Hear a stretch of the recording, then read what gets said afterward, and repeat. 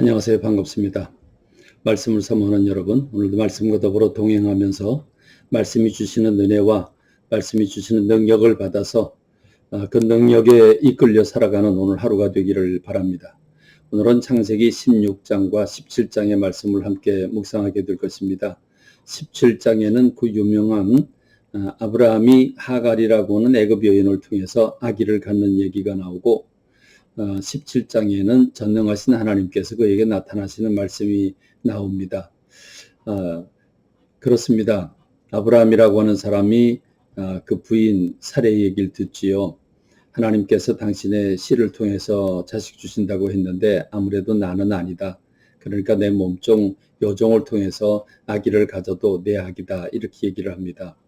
사실 아니지요. 하나님은 정 부인을 통해서 자식을 주시기를 원하셨지 몸종을 통해서 주시기를 원하신 거 아니십니다. 그럼 왜 그런 결정을 내렸습니까?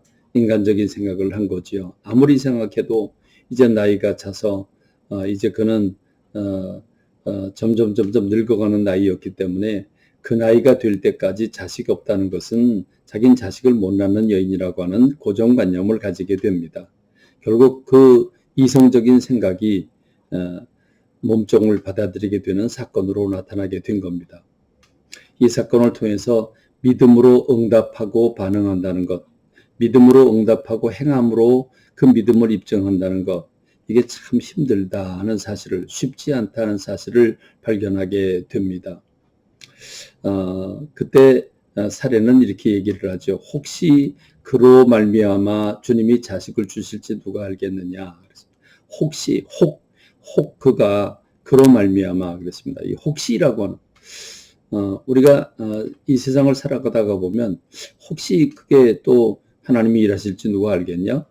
혹시 라고 하는 이 우연이라고 하는 것을 믿고 기대하고 일을 할 때가 가끔 있습니다. 이게 참 가슴 아픈 일들이지요. 주님은 분명하게 자식을 주신다고 하셨는데 그걸 믿지 못하는 아브라함의 부부를 바라보면서 안타깝습니다. 자, 여기서 또 하나의 영적인 원리를 하나 발견하면, 자, 이제 애굽 여인으로 하갈이라고 한 여인이 아브라함과 동침함으로써 자식을 갖게 됩니다.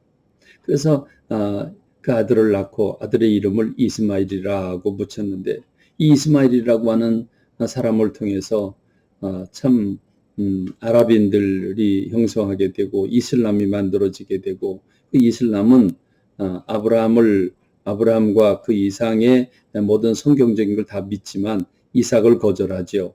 이삭을 거절하고 이스마엘의 후예들이 바로 이 이슬람이라고 하는 걸 강조하고 있습니다. 그래서 기독교와 대적하고 있지요. 가슴 아픈 일입니다. 어찌 이런 일이 일어나겠습니까? 이 이슬람 교도들은 한 손에는 코란을 들고 한 손에는 칼을 들고 그들은 전쟁을 일삼습니다. 그리고 코란으로 정복하려고 합니다. 성경 말씀에 뭐라고 그랬습니까? 그의 손이 모든 사람을 치겠고 모든 사람의 손이 그를 칠 것이며 그가 모든 형제와 대항하게 될 것이라고 말씀하셨습니다. 이 창세기 16장 12절의 말씀, 두렵고 떨린 말씀이 아닐 수가 없습니다. 아브라함의 한 사람의 실수로 말미암아 전 인류 역사가 이렇게 전개된다는 게 참 가슴 아픈 일입니다. 그런데 이 하갈이라고 하는 여인이 아기를 갖고 아기를 낳게 되자 주인을 멸시했다라고 말하고 있습니다.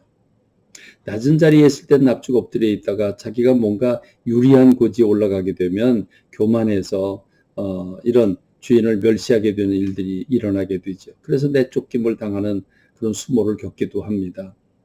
하나님은 돌아가서 그 수에 복종하라고 질서를 세워주신 모습을 볼 수 있습니다. 이제 17장에 가면 하나님께서 아브라함에게 99세 때에 나타나십니다. 그리고 내년에 아들을 주겠다라고 말씀하시는데 이때 주님이 하신 말씀이 뭐냐면 나는 전능한 하나님이라고 말씀을 하십니다. 너는 내 앞에서 행히 완전하라 그럽니다. 자, 이쯤 되면 이제 아브라함이 부름을 받은 지 75세 부름을 받고 떠난 지 25년이 지났고 하나님께서 아브라함을 부를 때를 시작해서 본다면 약 65년, 70년 정도가 된 상태입니다. 그러니까 이쯤 되니까 하나님께서 나는 전능한 하나님인데 네가 내 믿음을 행함으로 보여줬으면 좋겠다. 내가 너와 더불어 언약을 맺게 될 텐데 그 언약은 내게 내년에 아들을 주는 언약이다. 그러니까 그 언약을 내가 받아들여라. 받아들이는 증표로 내가 할례를 행하라고 말씀을 하십니다. 하나님은 아브라함이 믿음의 사람이 되기를 원하셨습니다.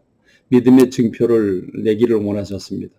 그래서 할례를 요청하고 계시고 할례를 하게 되는데 그 약속의 언약은 단순한 아들을 주시는 게 아니라 그 아들을 통해서 아브라함이 열국의 아비가 되고 아브라함의 부인이 열국의 어미가 되는 복을 주신다고 했습니다. 하나님은 이렇게 놀라운 언약을 하고 계시는데 아브라함은 속으로 웃었다라고 성경은 말씀하고 있습니다.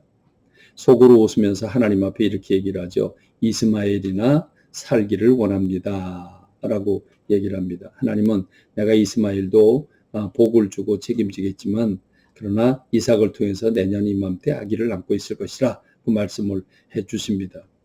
하나님은 한 번도 화를 내지 아니하시고 기다려 주시고 또 설득시켜 주시고 사랑해 주심으로써 아브라함이 마침내 믿음의 조상으로 일어서게 되는데 생각해보면 우리들도 그렇습니다. 하나님은 오늘 우리들을 격려하고 위로하고 인내하면서 또 사랑으로 보듬어 주고 계십니다. 전능하신 하나님을 믿고 여러분의 행함으로 여러분의 믿음의 그 행동으로 살아계신 하나님에 대한 믿음의 응답을 하는 저와 여러분 되기를 주님의 이름으로 축원합니다. 감사합니다. 말씀을 뵙겠습니다. 오늘 승리하는 하루가 되기를 바랍니다.